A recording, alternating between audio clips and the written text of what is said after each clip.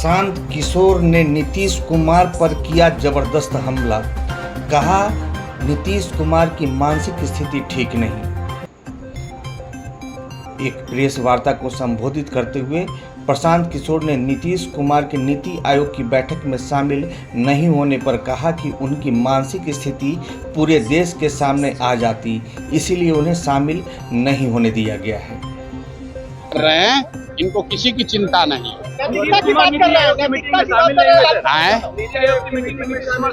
नीतीश कुमार नीति आयोग के मीटिंग में इसलिए नहीं शामिल हुए कि जो बात हम लोग पिछले 2-3 महीने से बता रहे हैं कि शारीरिक और मानसिक तौर पर नीतीश कुमार स्वस्थ नहीं है।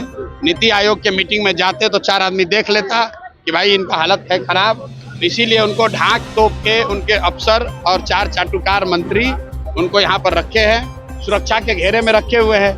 नीति आयोग के बैठक में जाते तो वहाँ अन्य मुख्यमंत्रियों से मिलना पड़ता, कुछ बोलना पड़ता, देश की मीडिया देखती, वहाँ कैसे आप छुपते, इसीलिए डर के मारे नहीं गए और आज गए हैं। एनडीए के मुख्यमंत्री और दूसरे नजरिए से देखिए, जो देश का सबसे गरीब और पिछड़ा राज्य बिहार है, उसका मुख्यमंत्री विकास के लिए नीति आयोग के बैठक में नहीं जाता है और आज दिल्ली गए हैं कि जदयू को सीट 2 को ज्यादा मिले कि कम मिले। अपने आधी मीटिंग से उठ के चले आए हैं। तो आधे, अरे भैया जब दिमागे ठीक नहीं है, दिमाग काम नहीं कर रहा है, तो किसी मीटिंग में जाएंगे, किसी में नहीं जाएंगे।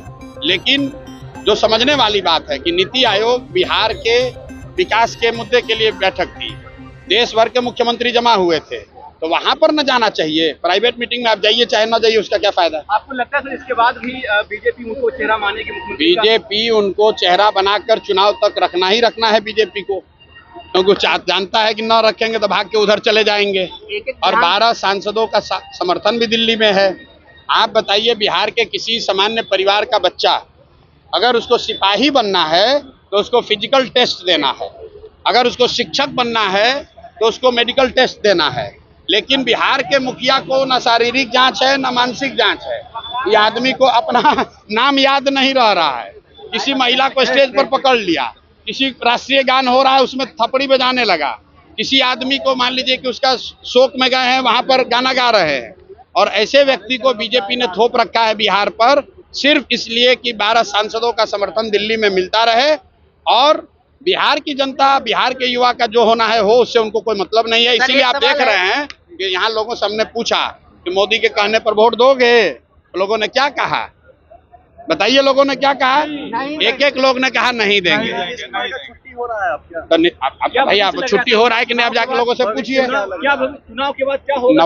नवंबर में बिहार का निजाम बदलने वाला है, नया व्यक्ति मुख्यमंत्री बनने वाला है। बहुत बहुत धन्यवाद।